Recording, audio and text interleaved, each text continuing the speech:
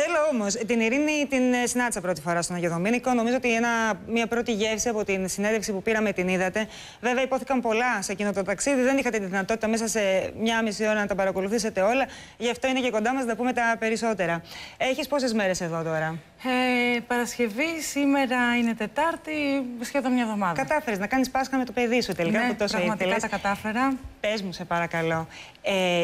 Εκείνη την πρώτη συνάντηση, είχε έρθει να σε πάρει στο αεροδρόμιο. Θυμάμαι ότι το άγχος ήταν πώς θα τον αγκαλιάζεις, επειδή έχεις δύο σπασμένα πλευρά και ήξερες ότι ενδεχομένως να μην μπορείς να τον σφίξεις και να τον σηκώσεις ψηλά.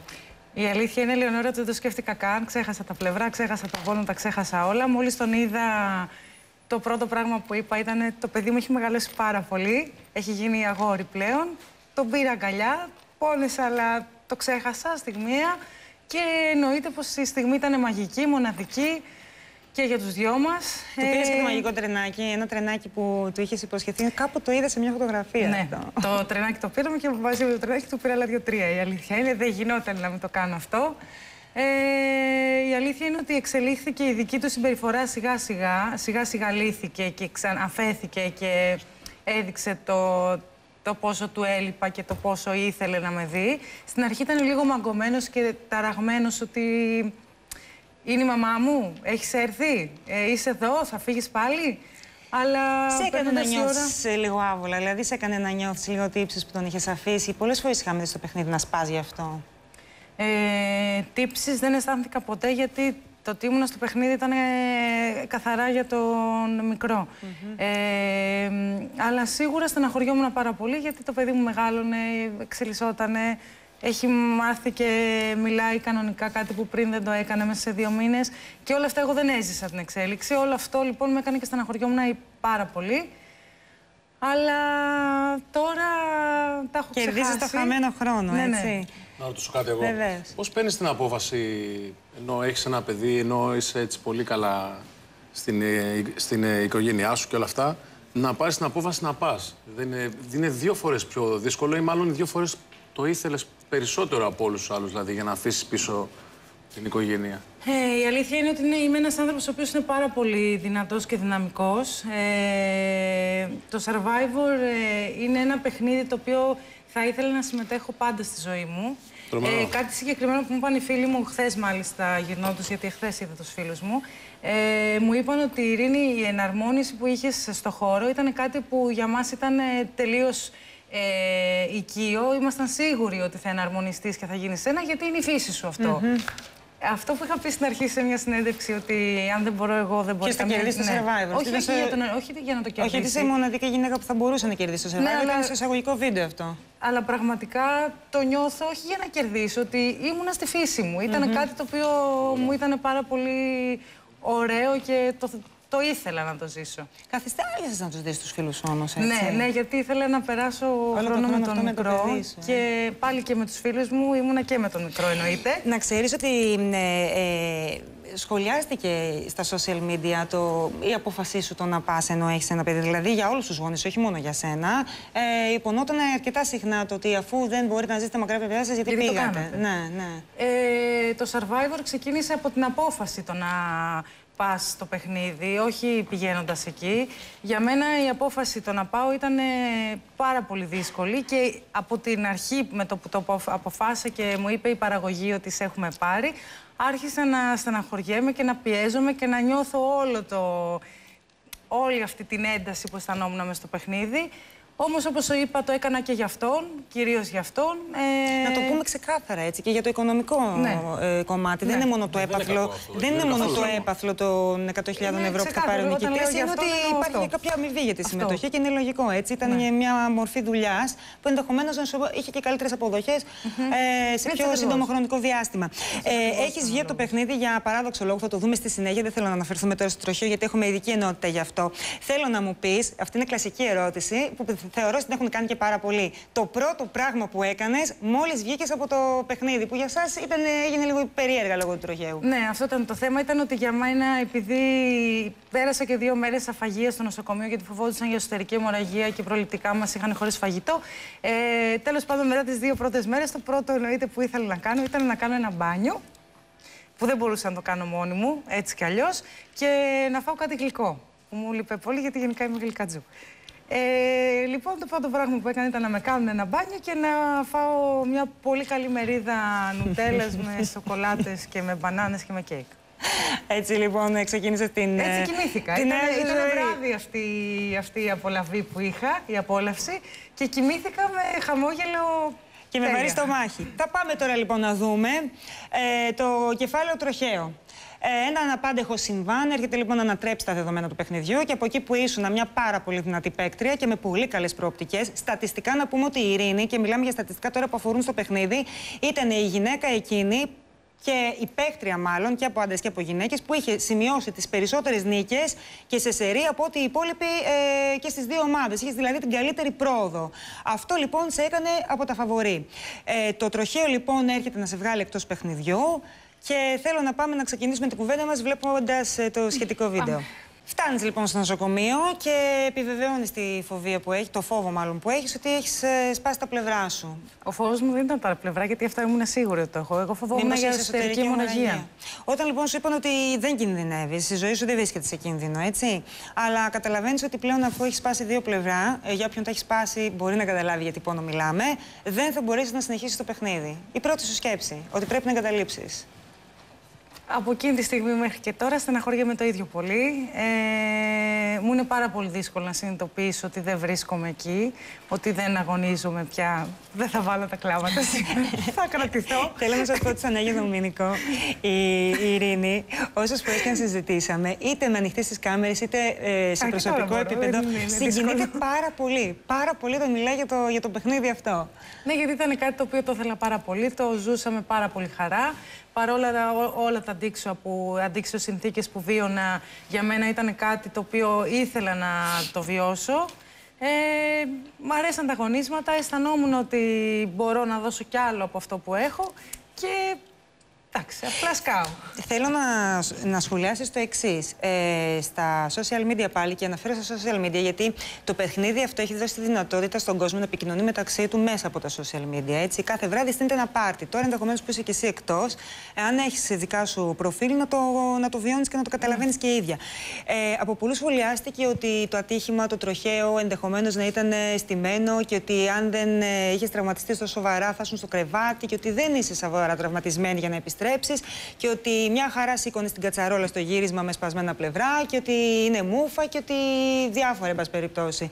Ότι κάθισε κανονικά, ότι δεν ζορίζεται τίποτα. Θα σου πω. Τι έχεις να απαντήσεις σε όλα αυτά τα σχόλια? Αμέσως.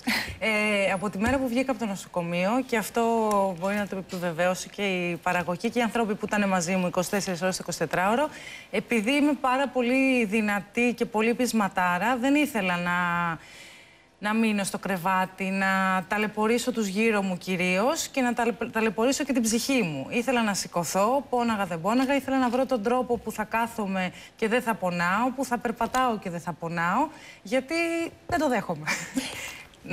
Δεν μ' αρέσει η ιδέα του η Ειρήνη είναι στο κρεβάτι και δεν μπορεί να σηκωθεί, οπότε εξ αρχής κινήθηκα βάσει αυτού.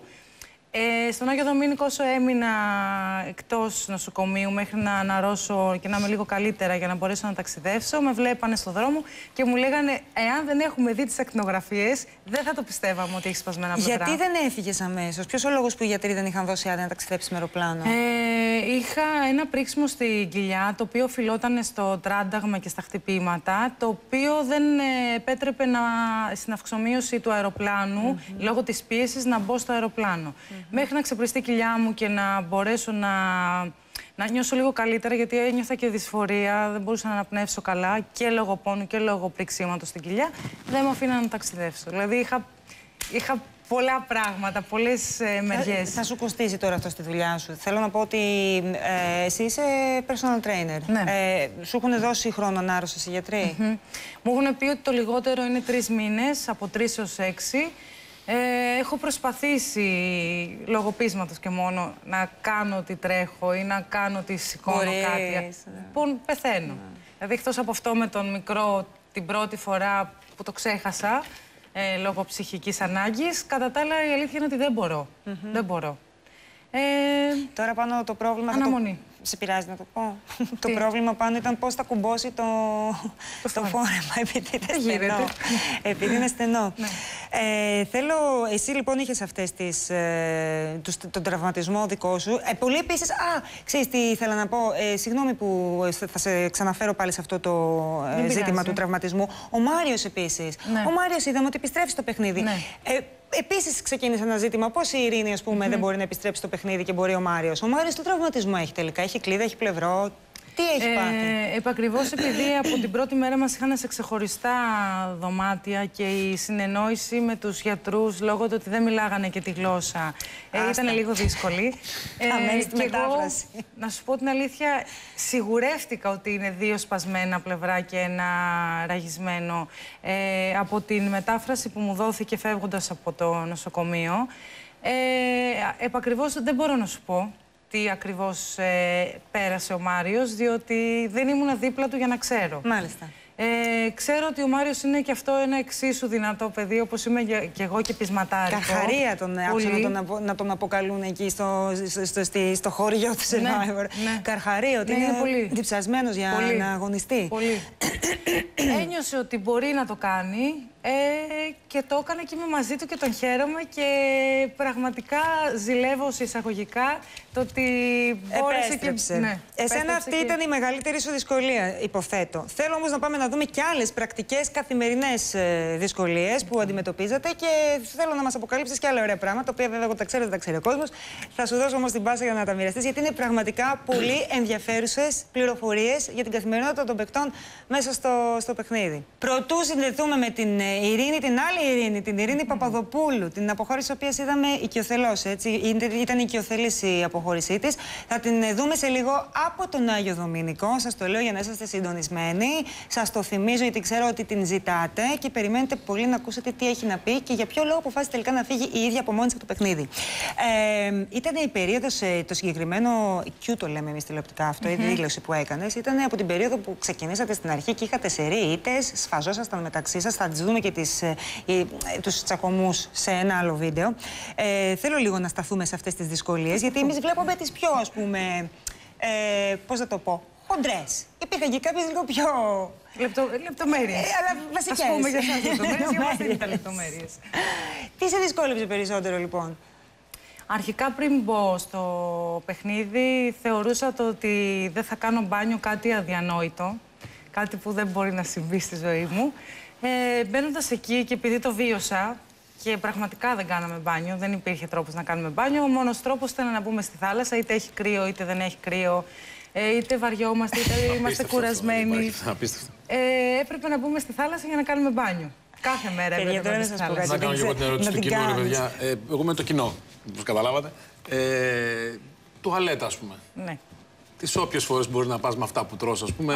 Και με τις καρύδες, υπήρχε μια χημική τουαλέτα εκεί, φαντάζομαι. Όχι, άκου να σου πω. Χημική δεν ξέρω, φυσική μάλλον. Άκου να σου πω. Πρώτον, επειδή τρώγαμε πάρα πολύ καρύδα, είχαμε διάρρεια. Είναι φυσικό καθαρτικό η καρύδα. Είναι φυσικό καθαρτικό. Έτσι. Δηλαδή, άμα φας πάνω από οδή, έχεις φύγει σφαίρα. Ήταν το σίγουρο, ήταν το λέω και για όσους έχουν πρόβλημα. Δεν ξέρεις τι γίνεται ποτέ. Μια καρύδα βοηθάει πάρα πολύ. Οπότε δηλαδή και μετά, ας πούμε, δεν κάνατε μπάνιο, πηγαίνατε στη θάλασσα. Ναι, μετά πηγαίναμε στη θάλασσα. Επίσης, δεν υπήρχε χημική τουαλέτα. Ναι, εντάξει, αστεύομαι. Προφανώς και αστεύομαι. Ήταν ένα σημείο το οποίο είχε οριστεί σαν τουαλέτα στο νησί. Το οποίο ήταν μέσα στη φύση. Απλησίαστο. Θέλω να σου πω ότι για κάποιο λόγο πλησίαζες. Δεν ξέρω τι ήταν αυτό το μαγικό σημείο εκεί. Πλησίαζες. Ήταν στη φύση. Πήγαινες, έκανες τη λακκουβίτσα σου και όλα καλά. Χαρτί τουαλέτας είχατε? Όχι, δεν είχαμε ούτε χαρτί τουαλέτας είχατε. Δεν είχαμε χαρτί τουαλέτας. Μετά από το σημείο της τουαλέτας πήγαινες να κάνεις μπάνιο στη θάλασσα. Άλλη ερώτηση που έχει γίνει στο Twitter πολλές φορές viral. Λέμε, ρε παιδί μου, ότι σας βλέπουμε εκεί ιδρωμένους με την ίδια μπλούζα, την οποία δεν την πλένετε, άντε να την απλώσετε στη βροχή. Ή στη θάλασσα. Ή στη θάλασσα. Δεν υπάρχει, δεν μυρίζεται, ας πούμε. Δεν μπορώ να το θέσω πιο κομψά. Η αλήθεια είναι ότι αν δεν το ζήσεις και αν δεν υπάρξει κάποιος να σε δει και να σε μυρίσει μετά από 2 μήνες που ήμουν εγώ άπλητη ουσιαστικά, δεν θα πιστέψει αυτό που θα πω τώρα, ότι πραγματικά τα παιδιά δεν μυρίζαμε, δεν βρωμάγαμε, δεν μυρίζανε τα ρούχα μας, δεν μύριζε ο υδρότας μας, η ανάσα μας, όλα αυτά δεν. Και έχω και το λόγο, κατ' εμέ. Για πες το, ναι.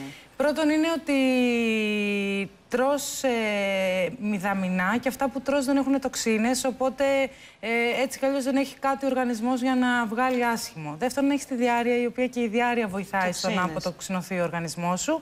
Και τρίτον ήταν η θάλασσα, όπου το αλάτι βοηθάει σε αυτό, βοηθάει την μπούκλα, βοηθάει γενικότερα, το δέρμα βοηθάει. Και τέταρτον ήταν ότι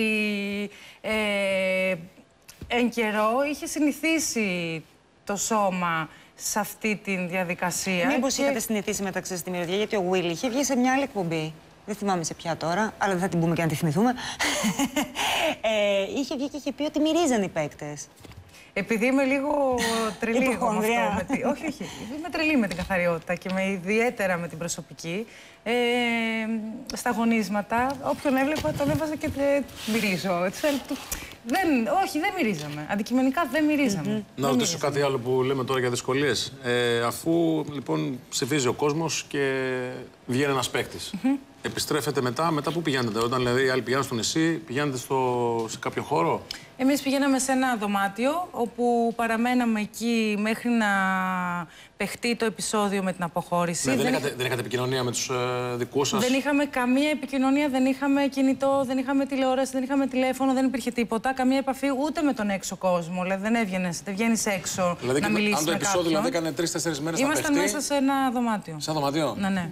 Αυτό είναι το ζήτημα. Να σου πω κάτι, εσύ πρέπει να το κατάλαβες και με τον Στέλιο, όταν άρχισες να του λες και να του περιγράφεις το ότι υπήρχαν πηγαδάκια και υπήρχαν κλίκες στο παιχνίδι. Πώς αντέδρασε σε σχέση με σένα? Αυτό ήταν ένα ζήτημα και και προκλήθηκε και ζήτημα πάνω σε αυτό. Πολύ κακό. Είχα έναν άνθρωπο, ο οποίος είχε μόλις βγει από το παιχνίδι και του έκανα ερωτήσεις για την κλίκα και με κοίταγε. Δεν τα βλέπω, δεν τα νιώθω τα παιδιά. Δεν ήξερε και χρειάστηκε να ξαναγίνει η συνέντευξη. Νομίζω και είναι μεγάλο και το σοκ που όταν έμαθες τελικά τι συμβαίνει στην Ελλάδα, που κάνει τέτοια τηλεθέαση και τόσος κόσμος ασχολείται με αυτό.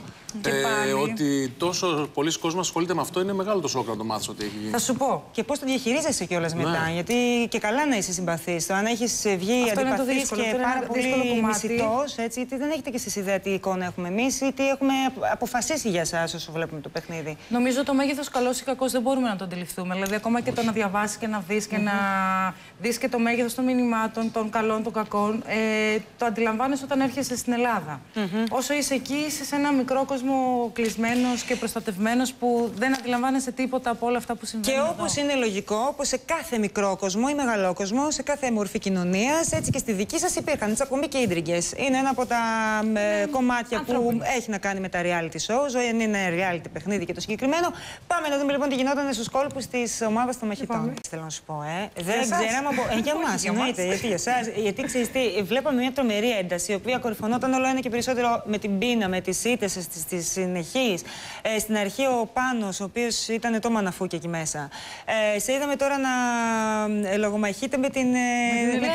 Που εγώ έμαθα ότι θα κουμπαριάσετε. Ναι, και είναι. Αληθεύει. Με το καλό, όταν κάνει το παιδάκι, το δεύτερο, θα το βαφτίσω εγώ. Είναι έγκυος? Όχι, όταν λέμε.